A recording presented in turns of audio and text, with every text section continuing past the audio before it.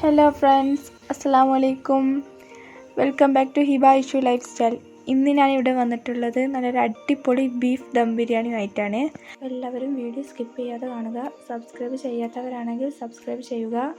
തൊട്ടടുത്തുള്ള bell icon കൂടി ഒന്ന് ക്ലിക്ക് ചെയ്യുക. എന്നാലേ ഞാൻ ഇനി ഇടുന്ന വീഡിയോസ് നിങ്ങൾക്ക് നോട്ടിഫിക്കേഷനായി കിട്ടുള്ളൂ. അപ്പോൾ നമുക്ക് വീഡിയോയിലോട്ട് പോവാം.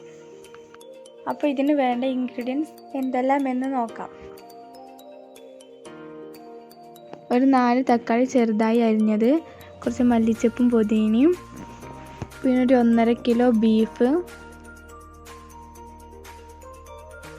5 സവോള, ജിഞ്ചർ ഗാർലിക് പേസ്റ്റ്, കുറച്ച് പച്ചമുളക് ചതച്ചത്. നമുക്ക് ബീഫിൽ ഒന്ന് മസാല കൂട്ടാം.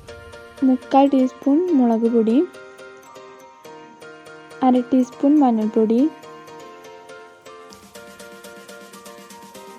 2 ടീസ്പൂൺ മല്ലിപ്പൊടി, 1 ടീസ്പൂൺ മീറ്റ് മസാല, ആവശ്യത്തിനുള്ള ഉപ്പ്, ജിഞ്ചർ ഗാർലിക് പേസ്റ്റ് എല്ലാം കൂടെ നന്നായി മിക്സ് ചെയ്തെടുത്തിട്ടുണ്ട്. ഇത് കുക്കറിലിട്ടിട്ട് നന്നായി വേവിച്ചെടുക്കാം. ഇനി നമുക്ക് ബിരിയാണി അരി വെള്ളത്തിൽ കുതിർത്താനാണ്. അതിനായിട്ട് ഞാനിവിടെ 2 കിലോ അരിയാണ് എടുത്തിട്ടുള്ളത്. പാൻ വെച്ച് കൊടുക്കാം. അതിൽ കുറച്ച് വെജിറ്റബിൾ ഓയിലൂടെ ഒഴിച്ചു കൊടുക്കാം.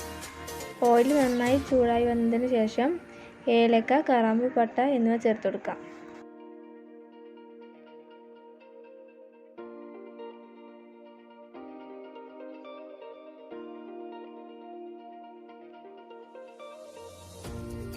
ഒന്ന് ഇളക്കി കൊടുത്തതിന് ശേഷം അത് പൊട്ടുന്നത് വരെ ഒന്ന് നമുക്ക് വെയിറ്റ് ചെയ്യാം. അതിലേക്ക് കുറച്ച് സവാള കൂടെ ആഡ് ചെയ്യാം. ഒന്ന് നന്നായിട്ടൊന്ന് ഇളക്കി കൊടുക്കുക.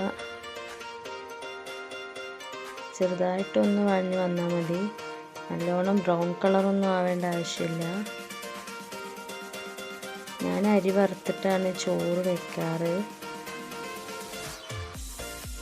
ഇപ്പോൾ ഏകദേശം ആയിട്ടുണ്ട്. ഇതിലേക്ക് നമുക്ക് കുതിർത്ത് വെച്ച അരി ഇട്ട് കൊടുക്കാം. നന്നായിട്ട് വാർത്തതിന് ശേഷം വേണം ഇടാൻ. മുഴുവൻ അരിയും നമുക്കിതിലേക്ക് ഇട്ട് കൊടുക്കാം.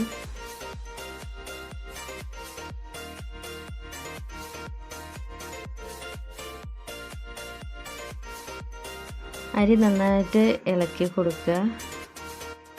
ഹൈ ഫ്ലെയിമിലിട്ടിട്ട് തന്നെ നന്നായിട്ട് ഇളക്കി കൊടുക്കുക. വെള്ളം ഒട്ടും ഉണ്ടാകാൻ പാടില്ല.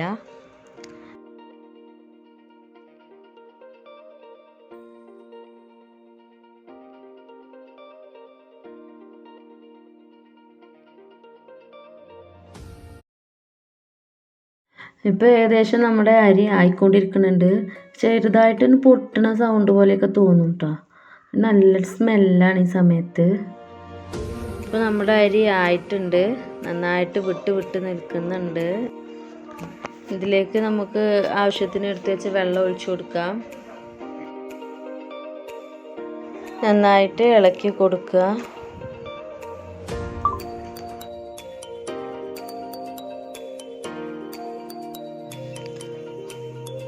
ആവശ്യത്തിനുള്ള ഉപ്പും ചേർത്ത് കൊടുക്കുക. എന്നിട്ട് ഒന്നുകൂടെ നന്നായിട്ട് ഇളക്കാം.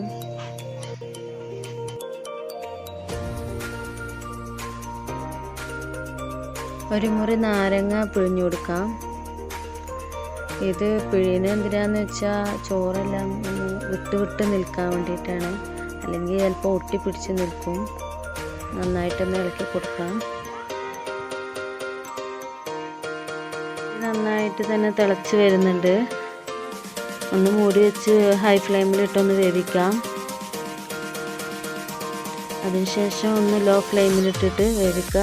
പകുതി വേവാകുമ്പോൾ നമുക്കതിലേക്ക് ക്യാരറ്റ് ചെറുതാക്കി അരിഞ്ഞത് ഇട്ട് കൊടുക്കാം.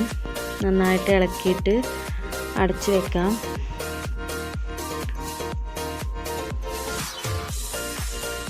ചുവട് കട്ടിയുള്ള ഒരു പാത്രം അടുപ്പത്ത് വെച്ചതിന് ശേഷം അതിലേക്ക് നമുക്ക് കുറച്ച് ഓയിൽ ആഡ് ചെയ്യാം. ഓയിൽ നന്നായി ചൂടായതിനു ശേഷം കുറച്ച് കാഷ്യൂനട്ട് ഇട്ട് കൊടുക്കാം. കാഷ്യൂനട്ട് നന്നായിട്ട് ബ്രൗൺ കളറാവുന്നത് വരെ ഇളക്കി കൊടുക്കുക. എന്നിട്ട് അതിലേക്ക് കുറച്ച് കിസ്മിസ് കൂടെ ആഡ് ചെയ്യാം. കിസ്മിസ് ആഡ് ചെയ്താൽ വേഗം തന്നെ കോരി എടുക്കണം, ഇല്ലെങ്കിൽ കരിഞ്ഞു പോകും. കുറേ നേരം അത് വെക്കേണ്ടതില്ല.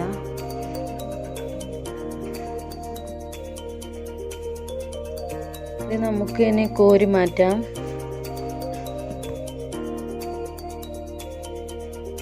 ഈ എണ്ണയിലേക്ക് നമുക്ക് കുറച്ച് സവാള ആഡ് ചെയ്യാം. നന്നായിട്ട് ഇളക്കി കൊടുക്കുക. അതിലേക്ക് കുറച്ച് കറിവേപ്പില ആഡ് ചെയ്യാം.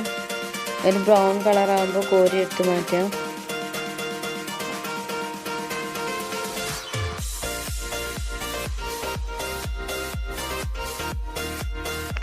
ഈ എണ്ണയിലേക്ക് തന്നെ നമുക്ക് 4 സവാള നേരിയതായിട്ട് അരിഞ്ഞത് ആഡ് ചെയ്യാം. സവാള എണ്ണയിലേക്ക് ഇട്ടതിന് ശേഷം നന്നായിട്ട് നമുക്കൊന്ന് വഴറ്റിയെടുക്കാം. ഇത് നന്നായിട്ട് വഴന്ന് വന്നിട്ടുണ്ട്. അതിലേക്ക് കുറച്ച് കറിവേപ്പില ആഡ് ചെയ്യാം.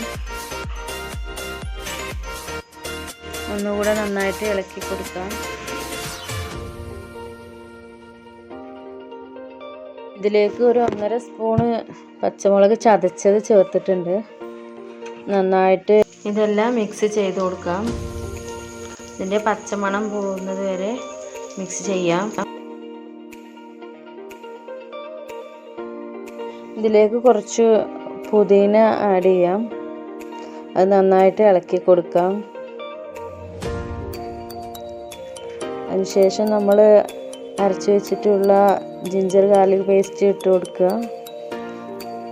അതിൻ്റെയും പച്ചമണം പോകുന്നത് വരെ നന്നായിട്ട് ഇളക്കി കൊടുക്കാം.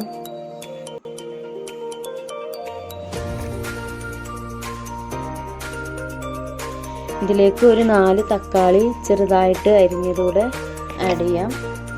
എന്നിട്ട് നന്നായിട്ട് നമുക്ക് വഴറ്റി കൊടുക്കാം. നല്ല സോഫ്റ്റ് ആകുന്ന വരെ ഒന്ന് വെന്ത് വരണം. ഇതിലേക്ക് കുറച്ച് ഉപ്പ് ആഡ് ചെയ്യാം. ഇത് നന്നായിട്ടൊന്ന് ഇളക്കാം. കുറച്ച് മല്ലിച്ചപ്പ് കൂടെ ചേർക്കുന്നുണ്ട്. അത് നന്നായിട്ട് തന്നെ മിക്സ് ചെയ്യാം.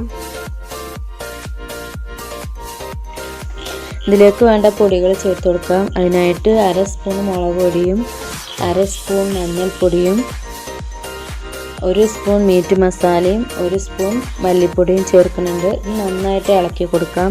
ഓൾറെഡി നമ്മൾ ബീഫിൽ മസാലകളെല്ലാം ഇട്ടതാണ്, അതുകൊണ്ടാണ് ഇതിൽ കുറച്ചിടുന്നത്.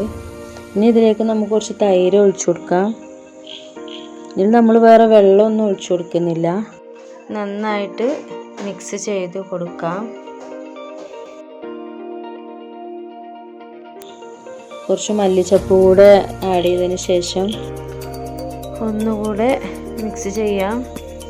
ഇനി ഇതിലേക്ക് നമ്മൾ ഒഴിക്കുന്നത് ബീഫ് വേവിച്ചല്ലേ നമ്മൾ, അതിൻ്റെ വെള്ളമാണ് ഒഴിച്ചു കൊടുക്കുന്നത്. അതിൽ ഓൾറെഡി ഉണ്ടായ ആ നെയ്യിൻ്റെ വെള്ളമൊക്കെയാണ്. അതാണ് അതിൻ്റെ ടേസ്റ്റ് കിട്ടുക. മസാലയ്ക്ക് ടേസ്റ്റ് കിട്ടുന്നത് ഈ ബീഫിൻ്റെ വെള്ളമാണ്. അത് നന്നായിട്ട് ചേർത്തതിന് ശേഷം നമുക്ക് നന്നായിട്ടൊന്ന് ഇളക്കി കൊടുക്കാം. ഒന്ന് തിളച്ചതിന് ശേഷം അതിലേക്ക് നമ്മുടെ ബീഫ് ഇട്ട് കൊടുക്കുക. ഒന്നുകൂടെ മിക്സ് ചെയ്തിട്ട് മസാലയിൽ ബീഫ് ഒന്ന് ചേരുന്നത് വരെ നമുക്കൊന്ന് യോജിപ്പിച്ചെടുക്കാം. ഇതിലേക്ക് ഒരു 2 സ്പൂണ് ഗരം മസാലപ്പൊടി കൂടെ ആഡ് ചെയ്യാം. എന്നിട്ട് നന്നായിട്ട് ഒന്ന് യോജിപ്പിക്കുക.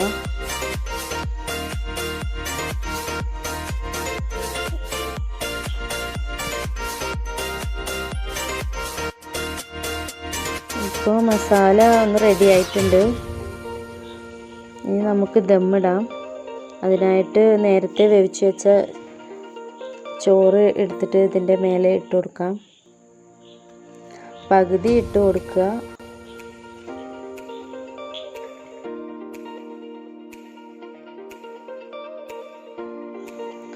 ഇതിന് മുകളിലേക്ക് നമുക്ക് കുറച്ച് ഗരം മസാല ആഡ് ചെയ്യാം.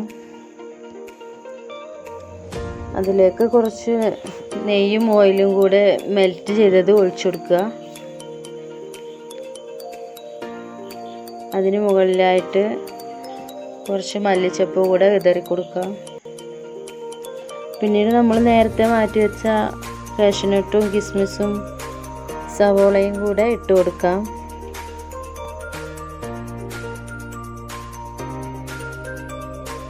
സെക്കൻഡ് ലെയറിലും നമുക്ക് ഇതുപോലെ തന്നെ ചെയ്ത് കൊടുക്കാം.